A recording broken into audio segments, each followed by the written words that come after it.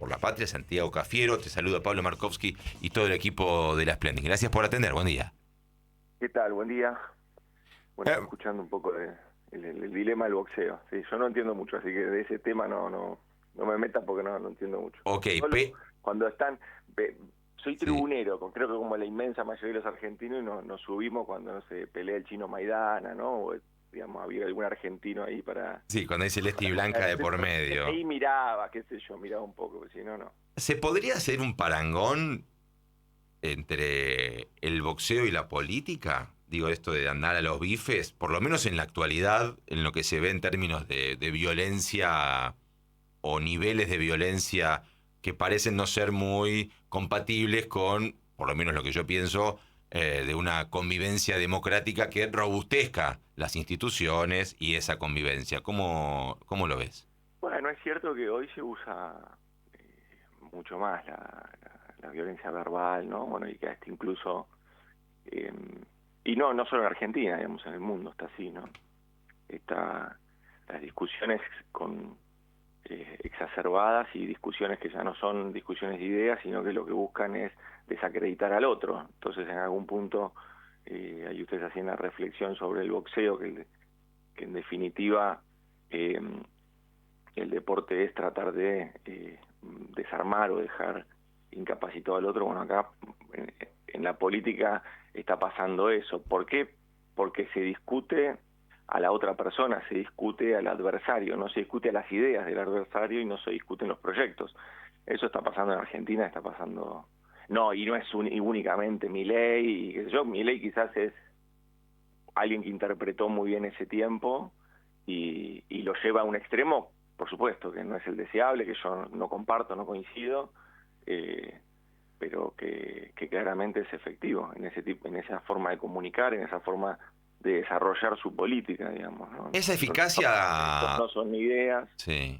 Esa eficacia, más otros atributos, más un clima de época, podríamos hacer una exégesis, pero no es el caso, lo lleva a la presidencia. Sigo con la metáfora boxística. ¿Crees que el peronismo, el justicialismo, en sus diferentes expresiones, quedó, no sé si knockout, pero groggy, un poco atontado con la llegada de Milei al gobierno? Mira, creo que la derrota del 23 fue muy dura, eh, porque porque fue una derrota que no solo es este efecto comunicacional del clima de época y que Milei es el que, digamos, lo lleva a otra escala en su verba, digamos, ¿no? En su forma de expresarse, en su violencia a la hora de expresarse, etcétera. Que al principio parecía frontalidad, pero después nos damos cuenta que es a veces violencia por la violencia misma, digamos, no hay una idea atrás, sino solamente la necesidad de ocupar espacio de conversación, digamos, ¿no? Ese es un punto.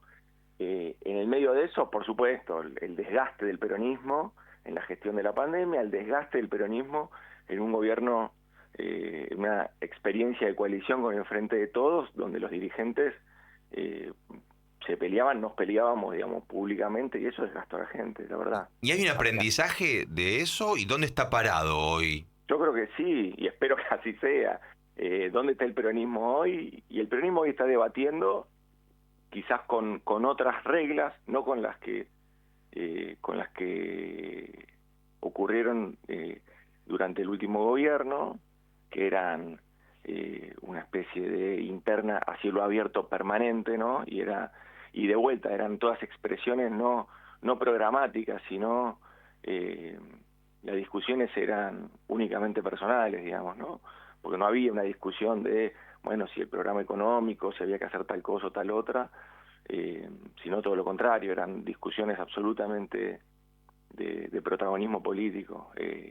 Y ese tipo de espectáculo, poner a la política como un espectáculo, fue algo que le costó mucho al peronismo. Y le costó esa derrota, digamos, le costó la derrota del 23, que no debió haber ocurrido, que el peronismo debió haber tenido una propuesta mucho más firme, tendría que haber, en primer lugar, reaccionado con mucha más fortaleza ante la inflación, y no lo hizo por política, no es que no lo hizo por una incapacidad o porque no se diera cuenta. Bueno, ese tipo de cuestiones hay que resolverlas para adelante. Hoy la discusión es cómo enfrentamos este nuevo contexto, porque la dinámica política es una dinámica acelerada en estos tiempos, y la Argentina del 2019 no tiene nada que ver con la Argentina del 2025, y la Argentina del 2023 no es parecida a la Argentina del 2025, y tampoco lo será del 2027. Entonces el peronismo se tiene que adaptar a esos tiempos y a estos tiempos. Ahora hay una parte de nuestra sociedad, sí. Sí, perdón. Hay una parte de nuestra sociedad que uno pudo ver en las marchas del 24, o la universitaria, o esta última que tuvo la comunidad LGTBIQ+, traccionando a otros sectores que aprovecharon para manifestar su descontento, lo que parecería estar todavía... hay una orfandad en términos de encontrar una representación o construir una representación política que acompañe a un sector de la sociedad que o la construye o es conducido, ¿no? ¿Cómo podés caracterizar esa situación entre la falta de la representación? Digo, está el espacio de Kicillof, hoy Cristina Fernández de Kirchner convoca activa la primera reunión del Consejo Partidario, del PJ Nacional, y así los distintos sectores. ¿Qué acción concreta o qué acciones llevaría al peronismo a poder reconstruir su capacidad de representar a ese sector de la sociedad que no se siente representada por el oficialismo? Sí, ese es el gran desafío, digamos, ¿no?, que tiene el peronismo, que tiene que explorar. Hoy hay dos posiciones bien claras, o dos estrategias bien claras. Que insisto, yo espero que esas estrategias se expresen en el orden de un debate político y no en el orden de descalificar al otro. Y lo digo hacia adentro, digamos, ¿no?, en términos internos. Que la discusión de los compañeros y las compañeras que buscan representar a ese colectivo, a esos colectivos, bueno, que no sea a partir de descalificar al otro, sino que sea a partir de poder construir proyectos y alternativas que reconfiguren una esperanza que hoy el pueblo peronista sobre todo no tiene, digamos, ¿no? Ahí tenés dos propuestas, claramente, ¿no? Cristina se recostó o entiende que hay que fortalecer un núcleo duro, un núcleo de ideas duro, y bueno, y Kicillof es el primer dirigente del peronismo después de la derrota del 2023 que sale con una convocatoria mucho más amplia. Más frentista. Y sí, sale con una convocatoria amplia. ¿Y crees? Ahí están, creo yo, las dos estrategias del peronismo. Los dos le quieren ganar a Milei, que quede claro esto, digamos. Y si vos tenés que hacer... no te pido que te confieses o te despellejes en vivo, pero ¿cuál de las dos estrategias te parece la más acertada? No, la de Kicillof. Lo hago, sin ninguna duda. Yo creo que la de Kicillof. Yo creo que porque es entender el momento histórico. Esto es lo que ha pasado con las extremas derechas en el mundo. Se las derrota con política, y con política, no solo con política partidaria, sino con capacidad de acuerdos y coaliciones. Yo creo que hay que hacer el camino que hizo Lula en Brasil para ganarle a Bolsonaro. ¿Y en ese sentido crees que Cristina se está equivocando? Creo que yo no creo que el camino sea fortalecer una línea dura y seguir hablándole a los convencidos. Me parece que no es por ahí.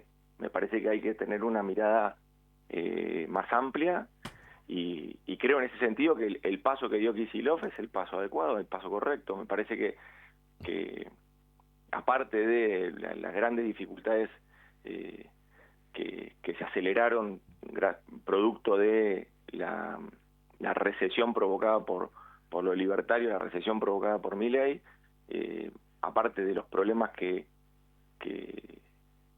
ya había en la provincia de Buenos Aires y se aceleraron producto de esto, se suma a la tarea política, me parece, el gobernador, un modo muy valiente y con una mirada diferente, qué sé yo. Él podría tener una situación mucho más confortable y no la eligió, elige otra cosa. Me parece que esto es muy valioso. Por eso te insisto, yo creo que Kicillof es el primer dirigente del peronismo después de la derrota del 2023 que sale a hacer una convocatoria amplia para reconstruir la esperanza de, de poder volver al gobierno, la esperanza de que hay alternativas políticas a este gobierno, que es un gobierno de estafadores, un gobierno que está generando un estrago en todo el entramado productivo de la Argentina, que desfinancia las universidades, que desfinancia al entramado científico y tecnológico, que nos avergüenza en el plano internacional.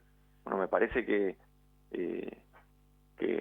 se reconstruye una esperanza a partir de esto. Por supuesto que es el primer paso y por supuesto que es la convocatoria. Después habrá que rellenar de sentido y rellenar de debate todo eso, y también habrá que, por supuesto, ir debatiendo en términos de estrategia política con los que piensan que no, que hay que hacer otra cosa dentro del peronismo. ¿Y crees que se puede llegar a una síntesis, y si esa síntesis llega, la incluye a Cristina? La síntesis la marca la sociedad argentina y el pueblo peronista en este caso. Yo creo que hay que abandonar los fanatismos y hay que entender el contexto en el que estamos y la necesidad de reconstruir una esperanza política para los argentinos. Me parece que es eso. Bueno, si esa esperanza política la reconstruye la estrategia que yo coincido que es equivocada, que es la del núcleo duro, bueno, bienvenida sea. Bien, te llevo Santiago Cafiero, diputado nacional, en diálogo con la Splendid 990. Dijiste gobierno de estafadores. ¿Vos creés que, si decís gobierno, pienso en la cabeza del gobierno, el jefe de Estado Milei, lo considerás un estafador? Y fue partícipe necesario de una estafa. Eso ya es una figura penal en sí misma. Y eso ya está demostrado, porque la misma trazabilidad que te da el método de inversión que se hace a partir de las blockchain o de las criptomonedas o de las memecoin como estas, como fue Libra, hace que se entienda claramente el minuto a minuto de algún modo, ¿no? Entonces, antes de que Milei accione, ese instrumento de inversión no tenía ningún valor. Él accionó, tuvo un tiempo donde ya queda cada vez más claro que le advertían que lo que había hecho incluso ya estaba mal, se lo advirtieron al instante que lo había hecho y él sin embargo lo dejó. Esto acumuló una enorme suma de dinero y gracias a eso se terminó perpetrando, bueno, la estafa, cuando estos supuestos inversores terminan saliendo y termina habiendo miles de estafados, no solo en Argentina, sino en el resto del mundo. Por eso está teniendo problemas legales a nivel internacional también el presidente. Y es por eso que desde el bloque de Unión por la Patria insisten con la idea del juicio político. El juicio político lo que hace es obligar al jefe de Estado a presentar pruebas y explicar cuál fue la situación. Bueno, si esa explicación es una explicación adecuada, el juicio político no debería avanzar. Ahora, es la única herramienta que tiene el Congreso de la Nación para obligar a un jefe de Estado a que venga a presentar las pruebas y venga a rendir cuentas a ver qué fue lo que sucedió. Todos los demás son atajos, yo los entiendo. Lo hemos visto en el Senado, cómo los bloques que se dicen opositores terminan avalando esta práctica de estafa que hizo el presidente de la Nación. Nosotros, con el juicio político, no estamos diciendo destitución de Milei. El juicio político lo que hace es investigar, obligar a investigar. Si obliga a investigar. Te hago una última pregunta, Santiago. Y si después las pruebas son concurrentes, bueno, ahí se tomará la sanción. Pero es que yo te diría a vos, bueno, si nosotros demostramos, si está demostrado que el presidente de la Nación no solo es partícipe necesario de una estafa, sino que encima está involucrado directamente con la enorme suma de dinero que se movió en esas transacciones, bueno, claramente ahí sí le cabe la destitución, pero hay que demostrarlo eso. Santiago Cafiero, te agradezco por tu tiempo, un abrazo y hasta la próxima. Un abrazo. Hacemos una breve pausa, la última de este